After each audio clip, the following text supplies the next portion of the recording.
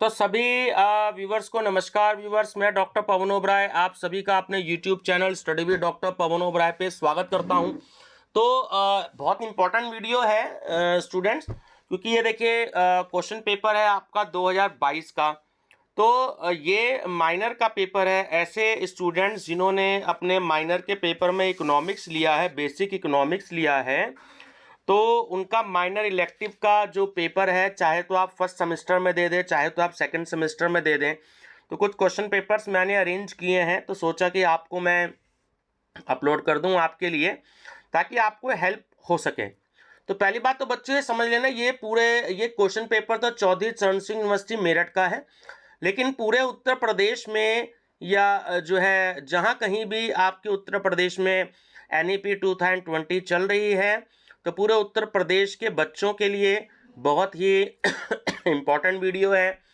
10 questions बड़े important हैं, आपको कम से कम इन क्वेश्चंस को याद कर ही लेना है, क्योंकि ये या तो आप फर्स्ट सेमेस्टर में दे सकते हैं या सेकंड सेमेस्टर में दे सकते हैं। माइनर का पेपर है, दोनों सेमेस्टर में आपको नहीं देना, सिर्फ एक सेमेस्टर में देना है। तो माइनर का पेपर आप अगर थर्ड सेमेस्टर में है या फोर्थ सेमेस्टर में है, तो भी जो है आप एक ही सेमेस्टर में देंगे, ठीक है, यानी 2 बार आपके माइनर के पेपर होंगे। तो चैनल सब्सक्राइब कर लीजिएगा students, study with doctor Pawan Oberoi. और मैंने माइनर कोर्स सोल्ड पेपर या माइनर कोर्सेज के नाम से एक प्लेलिस्ट बना रखी है, उसमें सारे क्वेश्चन पेपर माइनर के मैंने अपलोड किए हुए हैं। तो आप फ्यूचर में जब भी इस वीडियो को सुने, तो आप सभी के पास में जो है माइनर अनसोल्ड पेपर है ना, तो उसकी एक माइनर सब्जेक्ट अनसोल्ड पेपर आप प्लेलिस्ट विजिट कर लीजिएगा। आप एक काम के पेपर्स जो हैं उसमें मिल जाएंगे, चाहे वो हिस्ट्री का हो, चाहे वो आपका इकोनॉमिक्स का हो, चाहे वो हिंदी का हो, चाहे वो इंग्लिश का हो। तो जैसे जैसे मेरे को पेपर अवेलेबल हो पा रहे हैं, समय मैं निकाल पा रहा हूँ थोड़ा सा, तो मैं आपसे ये शेयर करूँगा। तो सबसे पहले स्टूडेंट्स पैटर्न समझ लीजिएगा। 10 क्वेश्चंस देखिए आपको आने हैं, हमेशा याद रखिएगा ये पैटर्न है कि attempt any 5 questions, each questions carry equal marks. तो 75 नंबर का ये पेपर होना है। 5 क्वेश्चन आपको करने हैं। 10 क्वेश्चंस आपको आएंगे लॉन्ग, केवल कोई भी शॉर्ट क्वेश्चन नहीं आएगा, कोई भी वेरी शॉर्ट क्वेश्चन नहीं आएगा, केवल लॉन्ग क्वेश्चंस आएंगे। और जो आपको एग्जाम में आंसर शीट मिलेगी, तो 5 से 6 पेज के लायक आपको इसका आंसर देना है, तभी आपको अच्छे मार्क्स मिलेंगे और तभी जो है आपकी परसेंटेज भी बन पाएगी। तो इसके नंबर भी और माइनर के भी नंबर, और आपका जो स्किल डेवलपमेंट का पेपर होता है, आप पे कॉलेज वाले खुद क्वेश्चन पेपर बनाते हैं, तो उसके भी मार्क्स आपकी परसेंटेज में ऐड होंगे। केवल जो को करिकुलर के पेपर हैं, like food nutrition hygiene first semester में, थर्ड सेमेस्टर में human values and environmental studies, second semester में फर्स्ट एड एंड हेल्थ, तो इस तरीके से जो को करिकुलर सब्जेक्ट्स हैं, तो उनमें केवल आपको पास होना जरूरी है, वो आपको क्लियर करना जरूरी है। एक तरीके से आपका क्वालिफाइंग पेपर हो गया, ठीक है। तो देखिए नंबर फर्स्ट क्वेश्चन में आपको बताता हूं कि वो 10 क्वेश्चंस कौन से हैं। What do you mean by indifference curve, explain it's characteristics. उदासीनता वक्र से आप क्या समझते हैं, इसकी विशेषताएं बताइएगा। Second is do comparative analysis between micro and macro economics. सूक्ष्म एवं व्यापक अर्थशास्त्र का तुलनात्मक विश्लेषण कीजिए। Third, what is the meaning of elasticity of demand, explain the different category of elasticity of demand. बहुत इंपॉर्टेंट क्वेश्चन है। तो ये इलास्टिसिटी ऑफ डिमांड का क्वेश्चन आ गया, तो आप लॉ ऑफ डिमांड जरूर कर लीजिएगा, इस बार लॉ ऑफ डिमांड का क्वेश्चन आपको आ सकता है। मांग की लोच से क्या तात्पर्य है, मांग की कीमत, लोच की विभिन्न श्रेणियां बताइए, है ना। तो बहुत इंपॉर्टेंट क्वेश्चन है आपका। फोर्थ है what do you mean by mixed economy, explain it's characteristics. मिश्रित अर्थव्यवस्था से आप क्या समझते हैं, इसकी विशेषताएं बताइए। देखिए इंडिया में क्योंकि मिक्स इकोनॉमी चलती है, तो मिक्स इकोनॉमी पर ही क्वेश्चंस आता है, तो बहुत इंपॉर्टेंट क्वेश्चंस है। इसका जो पूरा चैप्टर है आप बहुत अच्छे से प्रिपेयर कर लीजिएगा। Fifth is what do you mean by production function, give its assumptions and characteristics.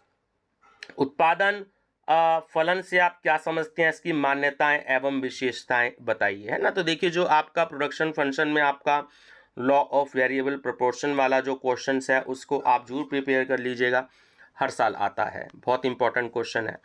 6, explain the income sources of central government, केंद्रीय सरकार के आय के स्रोत बताइए। 7, utility is a ordinal thought not a cardinal thought, explain it, उपयोगिता एक क्रमवाचक विचार है ना कि गणनावाचक विचार, स्पष्ट कीजिए।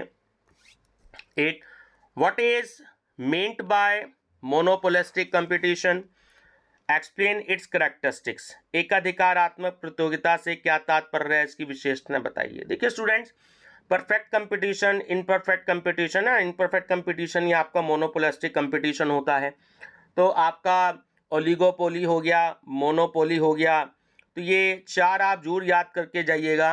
परफेक्ट कंपटीशन, इनपरफेक्ट कंपटीशन यानी कि यही होता है मोनोपोलिस्टिक, थर्ड होता है आपका मोनोपोली और फोर्थ होता है आपका ओलिगोपोली। तो कम से कम ये 4 आप जरूर प्रिपेयर करके जाइएगा, इनमें से एक जो है जरूर आता है, ठीक है ना। इसने एग्जामिनर ने देखिए करेक्टरिस्टिक्स पूछ ली है, ये 3 क्वेश्चन अब तक आगे की इसमें इन्होंने करेक्टरिस्टिक्स पूछ ली है। जनरली करेक्टरिस्टिक्स जो है वो शॉर्ट क्वेश्चंस में पूछी जाती हैं। अगर आपका ये मेन पेपर आपका अगर होता तो आपको ये करेक्टरिस्टिक्स जो है शॉर्ट में पूछी जाती है, आपसे कभी भी जो है लॉन्ग में नहीं पूछी जाती।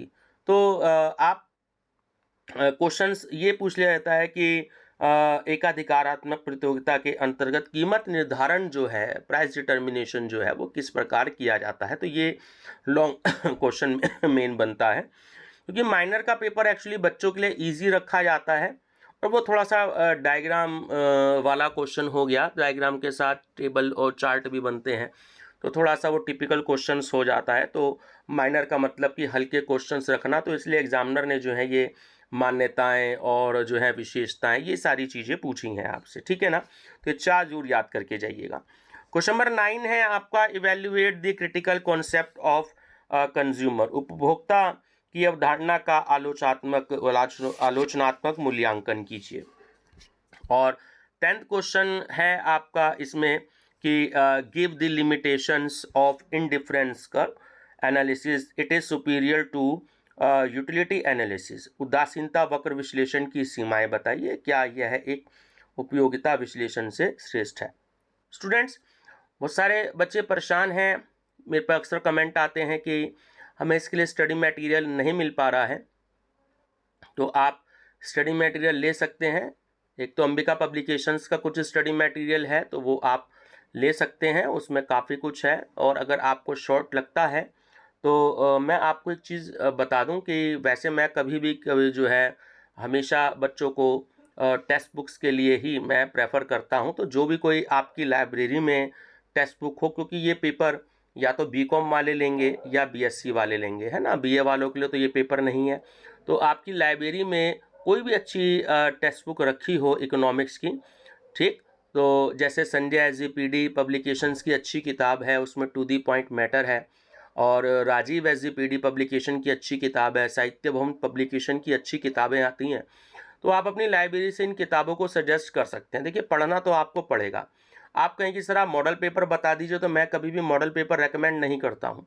जो अंबिका पब्लिकेशन वाले एक्चुअली मॉडल पेपर ही हैं, ये मैंने आपको थोड़ा सा इसलिए सजेस्ट कर दिया क्योंकि जब बच्चे अक्सर पूछते हैं कि किस पब्लिकेशन के ऐसे मॉडल पेपर जो हमें थोड़े दिन पढ़ना पड़े तो हम जो है उसमें से पास हो जाए। पास होना स्टूडेंट्स एक अलग चीज़ होती है, और कोई नॉलेज लेकर के आपको अगर पास होना तो वो एक दूसरी चीज़ होती है। तो ये फिलहाल मैंने आपको बता दिया अंबिका पब्लिकेशन, है ना, जनरली मैं नहीं बताता हूँ। तो आप टेक्स्ट बुक का यूज़ करें, टेक्स्ट बुक से पढ़िएगा और जो है अच्छे मार्क्स लेके पास होइएगा, क्योंकि मॉडल पेपर्स में मैटर एक्चुअली ऑथेंटिक नहीं होता है, ऐसे ही लिखा जाता है, बहुत अच्छी उसकी जो है लैंग्वेज भी नहीं होती है। दूसरा, जब हम लोग जो है टीचर्स, यानी कि मैं खुद भी अगर कभी भी कॉपी चेक करने अगर यूनिवर्सिटी जाता हूँ, तो अगर एक सी ही लैंग्वेज मिल जाती है सभी बच्चों की कॉपी की, तो एग्जामिनर या मैं खुद इरिटेट हो जाता हूँ, तो बच्चों को मार्क्स अच्छे नहीं मिलते हैं। अगर वो एक ही मॉडल पेपर से लिखा हुआ है तो वो अपना उसी को जो है बार बार रिपीट कर रहे हैं, ठीक है व्यूवर्स। तो बस मेरा सजेशन यही है आपसे कि टेक्स्ट बुक पढ़िएगा, इन जो मैंने 3 आपको Sanjay SGPD, Rajiv SGPD, साहित्यन publication, इनके जो मैंने आपको नाम बताया, इनमें मैटर जो है ऑथेंटिक होता है, अच्छा मैटर होता है टेक्स्ट बुक में, और टू दी पॉइंट इनमें मैटर है। तो आप पढ़िएगा, और मेरी तरफ से बेस्ट ऑफ लक आप सभी के लिए। Thank you.